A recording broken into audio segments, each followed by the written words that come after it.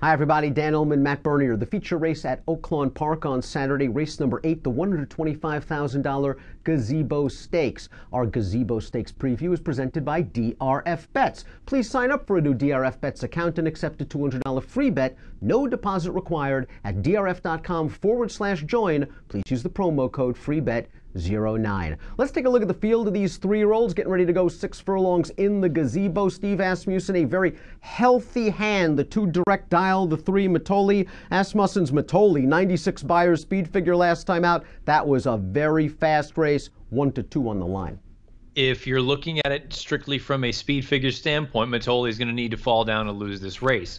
I like the fact that 2 starts back, I know he didn't win that race, but he sat a little bit off of the pace, came with a little bit of a run, and he just got nipped toward the end.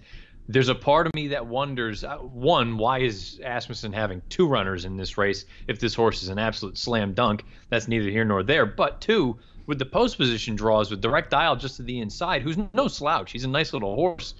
He looks like he's like proper speed. Is this the race that they try to find out, can Matoli successfully sit and pass? I think that's the plan 100% for Asmussen. Let direct dial go, not open up 3, but go a length and a half, sit second. One of those team drills in the morning and hope nobody else pulls off the surprise package. Matoli was fast. 196 Beyer, legit 96. He ran 6 furlongs in 9 and 3. Some nice older stakes horses went 6 and 9 and 4, and all the other 6 furlong races were way slower than Matoli. Boy, he's going to be real tough. You talk about direct dial. He's a stakes winner at Retama Park. He's got good speed. He's coming out of a race, though, last time out at Sam Houston. Maybe he didn't like the wet track, but I think he's supposed to win that race. That race has not come back strong.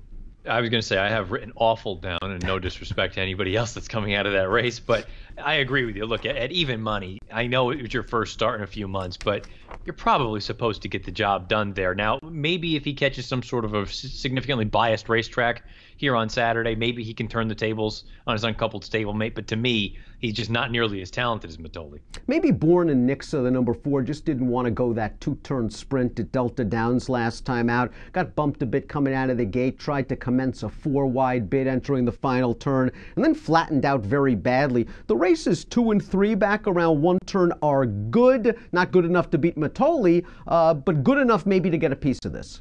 Yeah, I mean, maybe that's kind of how we should look at this race is if you believe that Matoli, you just put a ring around him and he's going to win, fine, that's your prerogative, your opinion. Maybe it's a matter of who can run second. Bourne and Nixa at least has shown that he can sit a little bit and come with a bit of a run, whereas some of these other speeds, if for some reason they end up dueling each other into the ground, well, all of a sudden now you can have a horse that comes and picks up the pieces. Inge is already stakes placed on a synthetic surface, claimed for $40,000 2 starts back. He made his dirt debut most recently in a starter optional claimer. This horse was drifting out very badly in the stretch. Maybe he didn't care for that sloppy track. He was involved in a bit of a pace duel. I wouldn't be surprised if a good trip is coming, sitting 3rd early. We'll know a lot about this horse when they enter the turn and the 2 and the 3 start to extend. Yeah, I guess that's the thing, and I kind of want to give him the benefit of the doubt, and who knows if we're actually going to get a fast racetrack down in Hot Springs this weekend, but I want to know what happens on a fast track, because like you say, sure, he was getting out there over that sloppy sealed surface. Is that the reason, or was there something else going on? I'm at least inclined to give him one more shot to see if maybe he can be the one that can round out the exacta. A lot of folks are going to simply go Asmussen in here and go 3-2, but I think the 6 and the 1 have a chance maybe to finish behind this favorite and complete at least a playable number. Wild Caramello's last race, I think, is an utter pitch. He was going against some really solid older horses, pressed the pace, stopped badly. The runner-up came back, ran 3rd in the Razorback with a 94 Beyer. The 3rd horse came back, ran 3rd in a big allowance race with an 86 Beyer. This horse has done some good work prior to that against members of his own age group, and he's getting back to that situation here. Yeah, 100%. I agree with all that. You know, the interesting thing for me anyway is I don't know what his best game is. It seems like thus far, those 2 wins that he's got, he was basically outright on the lead. And I know maybe he was being pushed throughout only by about a head, but the idea here is there's some other speed signed on. I think he's talented. I'm just fearful that outside draw, there's some other speed to the inside. What kind of trip does he work out? Well, a Timeform U.S. pace projector for this race has Matoli the 3, direct dial the 2, red bar indicates a fast pace. Maybe that helps DRC All-Inclusive, who lacks a winning profile. 8 starts, 5 seconds, but boy, This horse had a trip from heck last time out, just checked entering the turn, then checked again midway on the turn, ended up last. You wouldn't have faulted him for being eased up, and he swung about 6 wide into the stretch. He didn't run badly. He's paired up Beyer tops. Maybe he's the one to come pick up the pieces behind the favorite.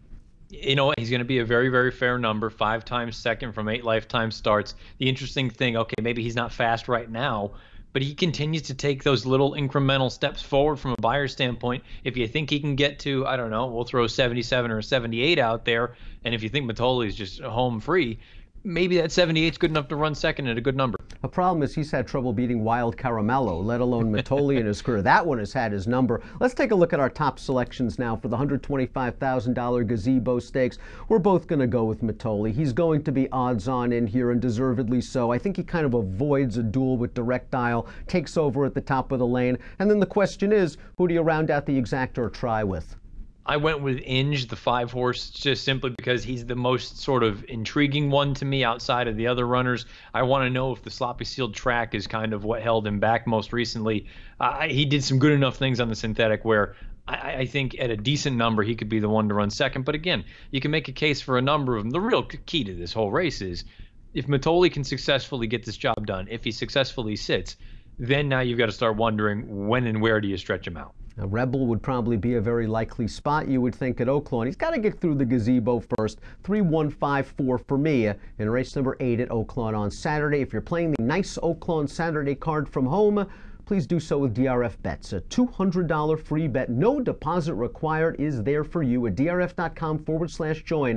Promo code FREEBET09. An approximate post time for the Gazebo, 4:38 Central. Good luck.